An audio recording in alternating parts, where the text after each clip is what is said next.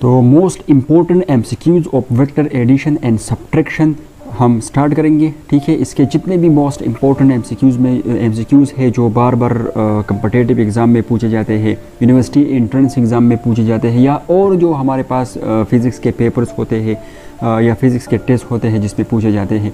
ठीक है, तो वो तमाम इम्पोर्टेंट एमसीक्यूज़ अभी हम यहाँ पर कवर करने वाले हैं। सही है, तो इनमें से पहला एमसीक्यूज़ है वेक्टर एडिशन एंड सब्ट्रैक्शन से रिलेटेड कि आपने क्या करना है, the vector that must be added to the vector. ये दो वेक्टर जो है इनके साथ आपने एक ऐसा वेक्टर जो है वो ऐड करना है कि इसका जो रिजल्टेंट वेक्टर आए वो आपके पास क्या आए, वो यूनिट वेक्टर आए। और वो यूनिट वेक्टर कहाँ पर होना चाहिए, वो होना चाहिए अलोंग द y एक्सिस। ठीक है, वो y एक्सिस के अलोंग होना चाहिए। ठीक है, तो y एक्सिस के अलोंग आपके पास यूनिट वेक्टर क्या होता है, ठीक है, वो यूनिट वेक्टर आपके पास होता है j कैप।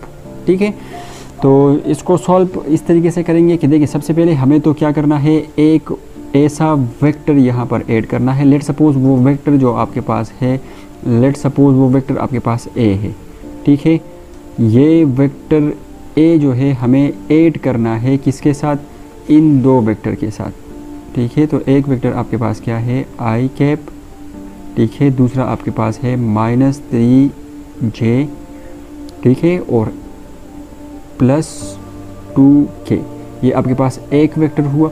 ठीक है, प्लस इन दो वेक्टर को हम क्या कर देंगे, ऐड कर देंगे। ठीक है, तो जो इसका रिजल्टेंट वेक्टर आएगा तो उसी के साथ हम इस वेक्टर को अगर ऐड कर दे तो रिजल्टेंट हमारा क्या आना चाहिए, j कैप -7k कैप। ठीक है, तो इसको अब देखिए हमें ये एक ऐसा वेक्टर फाइंड करना है कि जिसके साथ हम इन दो वेक्टर को ऐड कर दें और इसका रिजल्टेंट हमारे पास यूनिट वेक्टर आ जाए। और वो कौन सा यूनिट वेक्टर, कि अलोंग द y एक्सिस। सही है, तो इस a को हमें फाइंड करना है, तो इस a को अपनी जगह पर रहने देते हैं और ये आपके पास बराबर हो जाएगा। ठीक है, चले इनको पहले हम क्या कर देते हैं, प्लस कर देते हैं। तो यहाँ पर आप देख सकते हैं कि देखिए i और आपके पास i और +3i आपके पास हो जाएगा 4i कैप। ठीक है, -3j और +6k आपके पास हो जाएगा +3j। ठीक है, और इसके अलावा जो 2k है आपके पास और यहाँ पर -7k है। ठीक है, तो ये आपके पास हो जाएगा -2, इससे आप माइनस कर दे तो ये हो जाएगा 5k कैप। ठीक है, और ये आपके पास बराबर हुआ j कैप के।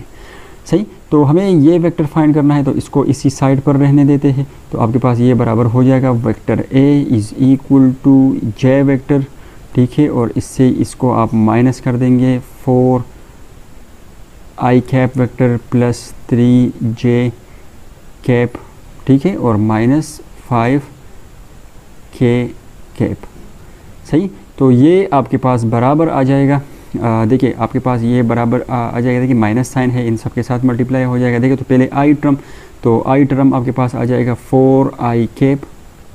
ठीक है, प्लस अब देखिए यहाँ पर +j है और ये माइनस साइन जब आप इसके साथ मल्टीप्लाई कर देंगे तो यहाँ पर ये क्या हो जाएगा, ये माइनस यहाँ पर मल्टीप्लाई कर देंगे, जाहिर सी बात है, तो ये माइनस हो जाएगा। तो -3j और +1j, तो आपके पास ये हो जाएगा -2j। सही, और इस तरीके से माइनस माइनस ये प्लस हो जाएगा, तो ये आपके पास हो जाएगा +5k कैप। ठीक है, तो ये आपके पास वो वेक्टर हुआ।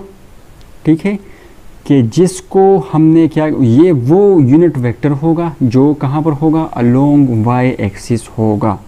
ठीक है, वो यूनिट वेक्टर जिसको अगर हम इन दो यूनिट वेक्टर के साथ ऐड करेंगे तो ये हमें क्या देगा, एक यूनिट वेक्टर देगा, रिजल्टेंट क्या देगा, यूनिट वेक्टर देगा, और वो यूनिट वेक्टर कहाँ होगा, अलोंग y एक्सिस होगा।